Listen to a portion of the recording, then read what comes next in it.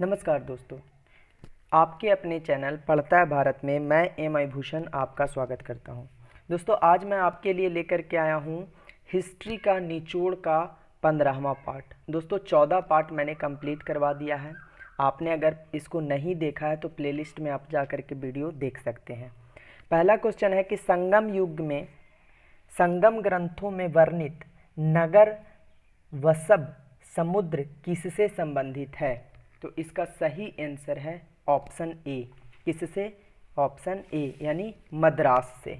ठीक है, थोड़ा सा डिटेल्स देखिए। मेरे हर क्वेश्चन में आपको डिटेल्स जरूर मिलेगा ताकि यहाँ से आपका जो स्टैटिक जीके और एक्स्ट्रा फैक्ट जो बन के आता है वो आपको कंप्लीट करने में मदद मिले। ठीक है, मद्रास अथवा मद्रास प्रेसिडेंसी, जिसे आधिकारिक तौर पर फोर्ट सेंट जॉर्ज की प्रेसिडेंसी तथा मद्रास प्रेसिडेंसी के रूप में भी जाना जाता है। मद्रास ब्रिटिश भारत का एक प्रशासनिक अनुमंडल था। अपनी सबसे विस्तृत सीमा तक प्रेसिडेंसी में दक्षिण भारत के सॉरी दोस्तों के अधिकांश हिस्से समेत वर्तमान भारतीय राज्य तमिलनाडु, उत्तरी केरल का मल्लावर क्षेत्र, लक्षद्वीप द्वीप समूह, तटीय आंध्र प्रदेश और आंध्र प्रदेश के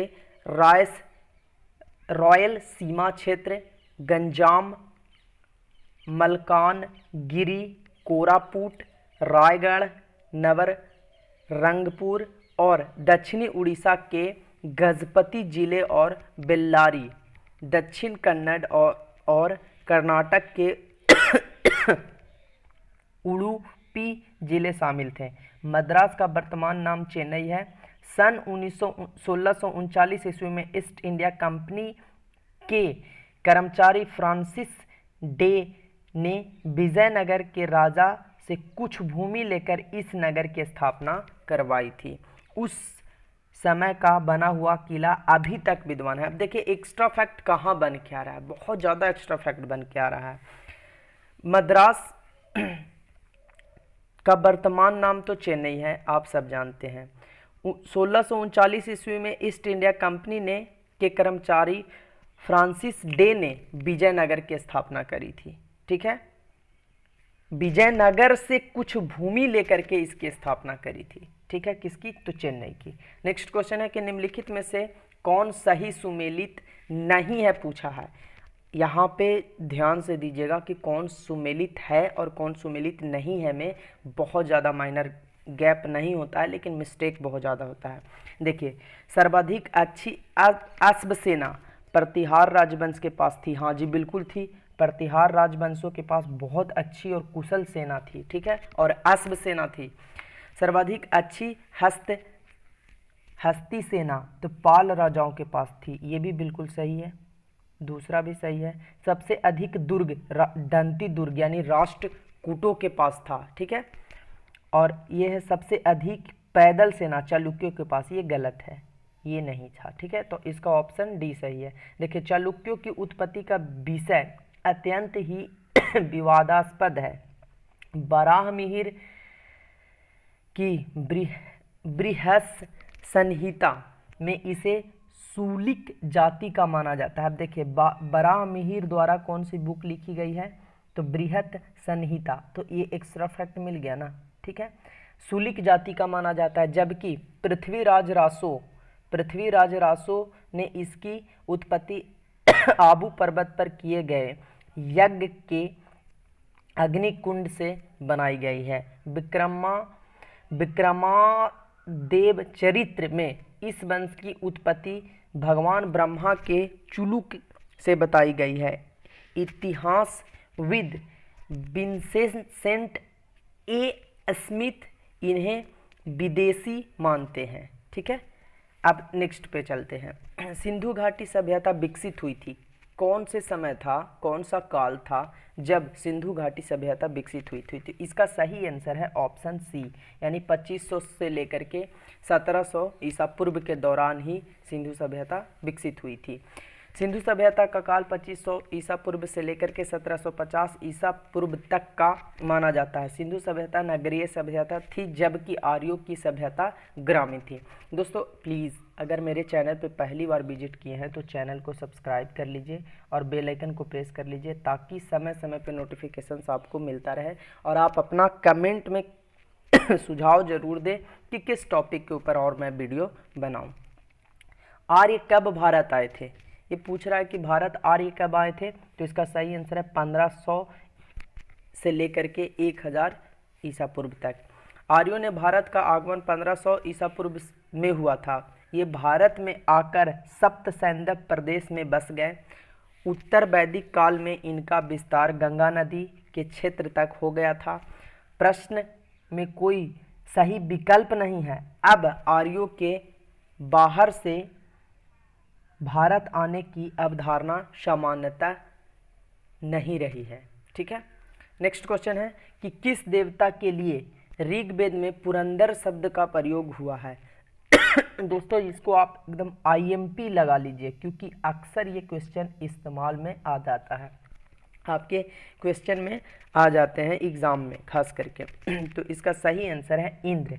इंद्र के लिए पुरंदर शब्द का प्रयोग किया गया है। ऋग्वेद का प्रमुख देवता इंद्र को माना जाता है। इंद्र को विश्व का स्वामी कहा गया है। उन्हें पुरंदर की संज्ञा दी गई है। इंद्र के करीब 250 सूक्तों में इंद्र का वर्णन है। नेक्स्ट क्वेश्चन है, बौद्ध धर्म के प्रचार प्रसार के लिए कौन सी भाषा प्रयोग की गई थी? बौद्ध धर्म के प्रचार प्रसार के लिए तो ये पाली भाषा थी। ठीक है, बुद्ध ने अपने उपदेश तथा धर्म के प्रचार प्रसार के लिए पाली भाषा का प्रयोग किया। कालांतर में अधिकांश महायान ग्रंथ संस्कृत पाली में लिखे गए हैं। धर्म प्रचार हेतु प्राकृतिक भाषा का प्रयोग जैनियों ने किया था। नेक्स्ट क्वेश्चन है, बौद्ध शिक्षा का वर्णन निम्नलिखित में से किसमें है?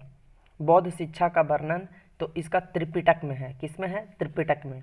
बौद्ध शिक्षा का वर्णन त्रिपिटक में है, मिलता है। त्रिपिटक बौद्ध शिक्षा का मूल ग्रंथ है। यह पाली भाषा में रचित है। इसको 3 भागों में बांटा गया है, सूत पिटक, विनय पिटक और अभिधम पिटक। तो ये चीज़ें ध्यान में रखिएगा कि बौद्ध धर्म के जो पिटक है त्रिपिटक, इसको कितने भागों में बांटा गया है? तो 3 भागों में। इनको बुद्ध के महापरिनिर्वाण के बाद संकलित किया गया है। ठीक है, नेक्स्ट क्वेश्चन है, चंद्रगुप्त मौर्य ने अपने जीवन के अंतिम समय में किस धर्म की दीक्षा ली थी? तो इसका सही आंसर है ऑप्शन सी, जैन धर्म। कौन सा धर्म? जैन धर्म। मौर्य वंश के संस्थापक चंद्रगुप्त ने जीवन के अंतिम दिनों में जैन धर्म अपना लिया था तथा जैन अनुश्रुति के अनुसार उसने मैसूर के श्रवणबेलगोला में संलेखना द्वारा मृत्यु का वर्णन किया गया है। चंद्रगुप्त मौर्य ने जैन साधु भद्रबाहु से जैन धर्म की शिक्षा ली थी। अब देखिए एक क्वेश्चन बन के आता है कि चंद्रगुप्त ने किससे शिक्षा ली थी? तो जैन साधु जो थे भद्रबाहु, उनसे लिया था। नेक्स्ट क्वेश्चन है, निम्नलिखित में से कौन मौर्य वंश का शासक नहीं है? यहाँ पूछ दिया है कि नहीं है, तो इसका सही आंसर है अजातशत्रु। ठीक है, अजातशत्रु हर्यक वंश का शासक था। इसने 492 से लेकर 460 ईस्वी पूर्व तक मगध पर शासन किया। कुनिक इसका उपनाम था। यह बिंबिसार का पुत्र था। किसका? तो बिंबिसार का। नेक्स्ट क्वेश्चन है, विक्रम संवत एवं शक संवत में कितने वर्ष का अंतर होता है? ये क्वेश्चन बहुत ही तगड़ा है और कंसेप्चुअल क्वेश्चन है। तो इसका सही आंसर है 135 वर्ष का। कितना? 135 वर्ष। देखिए विक्रम संवत की शुरुआत जो होती है 57 ईसा पूर्व में की गई थी, और शक संवत जो होता है वो 78 में प्रचलित में आया था। अतः दोनों के बीच में जो अंतर होता है, तो हम 57 और 78 को जोड़ते हैं तो 135 वर्ष का अंतर होता है। दोस्तों अब तो सब्सक्राइब कर लो, अब तो कमेंट करो, अब तो लाइक कर लो। नेक्स्ट क्वेश्चन है, हर्षवर्धन के शासनकाल में भारत कौन आया था? हर्षवर्धन के शासनकाल में यहाँ पूछ दिया है, तो इसका सही आंसर है हेनसांग। चीनी यात्री हेनसांग 629 में से लेकर 664 ईस्वी में हर्षवर्धन के शासनकाल में के दौरान भारत में रहा तथा देश में विभिन्न भागों का भ्रमण किया। भारत में इससे अनेक बौद्ध ग्रंथों का अध्ययन किया। कन्नौज की धर्मसभा का वह अध्यक्ष था जिसका उद्देश्य महायान बौद्ध धर्म के सिद्धांतों का प्रचार करना था। नेक्स्ट क्वेश्चन है, प्रशासन के क्षेत्र में चोल राजवंश का मुख्य योगदान है। तो इसका सही आंसर है ऑप्शन डी, एक संगठित स्थानीय सब शासन में। चोल प्रशासन की सबसे उल्लेखनीय विशेषता वह अवधारणा शक्ति तथा शक्ति क्षमता है जो स्वायत्तता शासी ग्रामीण संस्थानों के संचालन में प्रचलित होती है। वस्तुतः स्वायत्त शासन पूर्णतः ग्रामों में ही क्रियान्वित किया गया है।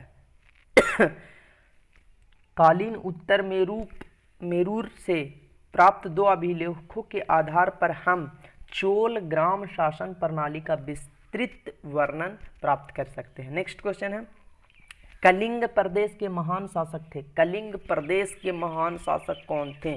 तो इसका सही आंसर है खारबेल। कौन सा? खारबेल। हाथी गुफा अभिलेख से कलिंग प्रदेश के शासक के रूप में खारबेल का उल्लेख मिलता है। खारबेल चेदी वंश का था। कौन सा वंश का था? अब देखिए एक्स्ट्रा फैक्ट मिला ना, चेदी वंश का। खारबेल को महाराज महामेघ वाहन एवं कलिगाधिपति कहा जाता है। ये 2 नाम से भी ध्यान में रखिएगा कि इनको कहा जाता है। यह जैन धर्म का रक्षक था। नेक्स्ट क्वेश्चन है, मंदिरों की उत्तरी शैली किस रूप में जानी जाती है? मंदिरों की उत्तरी शैली ये नगर शैली के रूप में जानी जाती है। किस रूप में? नगर शैली। भारत में गुप्त काल से मंदिर निर्माण के अवशेष दिखाई देते हैं। आरंभ काल में मंदिर सपाट छत वाले थे। धीरे धीरे इस पर शिखरों का निर्माण होने लगा। 7वीं शताब्दी में उत्तर भारत में निर्मित इन मंदिरों के शिखरों की अपनी विशेष शैली थी जिसे नगर शैली के रूप में जाना लगा। दक्षिण भारत के मंदिरों में बनाए जाने वाले शिखरों की द्रविड़ शैली के शिखर कहा जाता है। देखिए दक्षिण भारत में द्रविड़ शैली थी जबकि उत्तर भारत में क्या था? तो ये नगर शैली थी। नेक्स्ट क्वेश्चन है, अजंता चित्रकला में दर्शाया गया है। अजंता चित्रकला में क्या दर्शाया गया है? तो इसमें से कोई नहीं। देखिए ना तो पंचतंत्र, ना रामायण और ना महाभारत, ये इसमें से कोई किसी चीज़ को नहीं दर्शाया गया है। अजंता के पर्वत को काटकर 29 गुफाएं बनाई गई है।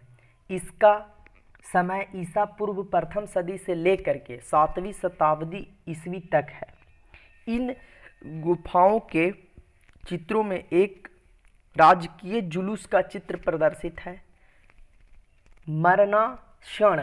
मरणाक्षण राजकुमारी तथा माता और शिशु के चित्र की अत्यंत सुंदर, आकर्षक तथा प्रभावोत्पादक है। ये चीज़ें हैं, ना कि रामायण, ना कि पंचतंत्र और ना ही महाभारत। नेक्स्ट क्वेश्चन है, बोध गया में प्रसिद्ध महाबोधि मंदिर किस शासक ने बनवाया था? तो इसका सही आंसर है अशोक ने। किसने? अशोक ने। बोध गया स्थित प्रसिद्ध महाबौद्ध मंदिर का निर्माण प्रसिद्ध मौर्य शासक अशोक द्वारा कराया गया। महाबोधि मंदिर बोध गया के उसी स्थान पर निर्मित है जहां भगवान बुद्ध को ज्ञान की प्राप्ति हुई थी। मैंने बहुत बार इस बोध गया मंदिर को विजिट किया है और मैं गया हूं, चूँकि हमारे यहाँ से बोध गया मात्र 32 किलोमीटर के दूरी पर है। ठीक है। नेक्स्ट क्वेश्चन है, ईसा की 3री सदी से जबकि हुनों के आक्रमणों से रोमन साम्राज्य को समाप्त कर दिया, भारतीय व्यापारी अधिकारिक किस पर निर्भर कर रहे थे?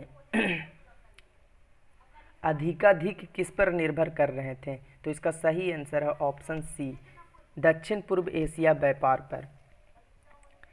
3री सदी ईस्वी में हुनों द्वारा रोमन साम्राज्य के पतन के बाद भारतीय व्यापारियों ने दक्षिण पूर्व एशियाई के साथ व्यापार को बढ़ावा दिया। नेक्स्ट क्वेश्चन है, सिंधु घाटी सभ्यता का पतन नगर बंदरगाह कौन सा है? तो इसका सही आंसर है ऑप्शन बी, लोथल। ये बेसिक क्वेश्चन है और आपके हर एग्जाम में आता है, लेकिन एक्स्ट्रा फैक्ट जो मैं लेकर के आता हूँ उसको ध्यान से देखिए। लोथल हड़प्पा सभ्यता, सिंधु घाटी सभ्यता, पतन नगर बंदरगाह है। इसका क्षेत्रफल 240 × 36 × 3.3 मीटर है। ठीक है, यानी कि 224, 36 और 3.3 मीटर में के क्षेत्रफल में है। लंबाई 214, चौड़ाई 36 और उसका मोटाई जो है वो 3.3 मीटर में है। देशपुर और सुरतकोटड़ा बंदरगाह भी हड़प्पा सभ्यता के थे।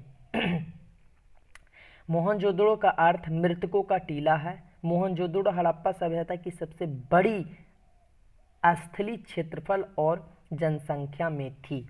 नेक्स्ट क्वेश्चन है, निम्नलिखित में से कौन मौर्य वंश का अंग नहीं था? यहाँ पूछा है कि नहीं था, है था नहीं, नहीं था, तो इसका सही आंसर है अजातशत्रु। देखिए अजातशत्रु 492, 93, 458 से लेकर के 59 ईसा पूर्व हर्यक वंश के थे। अजातशत्रु अपने पिता बिंबिसार की हत्या कर दी थी। अजातशत्रु को कुणी नाम से भी जाना जाता था। अजातशत्रु ने बंजी संघ पर विजय प्राप्त की। अजातशत्रु महाशिला कट्टक और रथ मूसल जैसे नए औजार विकसित करने में सहयोग दिया। अजातशत्रु राजा बनने से पूर्व अंगराज का एक राज्यपाल था। हर्यक वंश के वास्तविक में मगध का इतिहास शुरू होता है, यानी मगध का जो इतिहास होता है वो हर्यक वंश से शुरू होता है। ठीक है, हर्यक वंश के संस्थापक बिंबिसार थे। हर्यक का अर्थ होता है सांप यानी सर्प। नेक्स्ट क्वेश्चन है और लास्ट क्वेश्चन है कि लेखकों पुस्तकों ने निम्न जोड़े में कौन सा सही नहीं है, यानी कि कौन सा बुक को किसने लिखा है। तो इसका सही आंसर है कौन सा सही नहीं है पूछा है। देखिए विशाखदत्त मुद्रा राक्षस ये बिल्कुल सही है। कौटिल्य अर्थशास्त्री, मेगास्थनीज इंडिया ये भी सही है। तो कौन सा गलत हो गया ये, यानी कि आपका आंसर कौन सा सही होना चाहिए, तो ये। ठीक है, एलिमिनेट आप ऐसे कीजिएगा कि ये एलिमिनेट आप ऐसे कर सकते हैं कि ये मेरा ये सही है, ये सही है, ये सही है, तो मेरा सही आंसर कौन है, ये, इस तरीके से। ठीक है, देखिए नागार्जुन के माध्यमिक का सूत्र लिखा जिसमें सापेक्षता का सिद्धांत दिया, जिसे शून्यवाद के नाम से भी जाना जाता है। ध्रुव स्वामिनी, चंद्रगुप्त, स्कंदगुप्त आदि नाटक जयशंकर प्रसाद द्वारा लिखी गई थी। जयशंकर प्रसाद भारत के आधुनिक सबसे बड़े नाटककार थे। विशाखदत्त मुद्रा राक्षस, कौटिल्य, अब देखिए यहाँ पे आ गया ना, विशाखदत्त मुद्रा राक्षस, कौटिल्य अर्थशास्त्र और मेगास्थनीज ने इंडिका नामक बुक को लिखा था। तो ये तीनों का चर्चा तो वहाँ है, लेकिन इसका चर्चा नहीं है, तो इसलिए जो बच गया वो हमारा आंसर हो गया। इंडिका से मौर्य काल के नगर प्रशासन का ज्ञान मिलता है। चाणक्य चंद्रगुप्त मौर्य के गुरु और प्रधानमंत्री भी थे। तो दोस्तों इस तरीके से वीडियो यहीं पे समाप्त होती है। नेक्स्ट जीके जीएस का डोज मैं फिर से लेकर के आऊँगा, बहुत जल्द लेकर के आऊँगा। तब तक के लिए बने रहिए, धन्यवाद।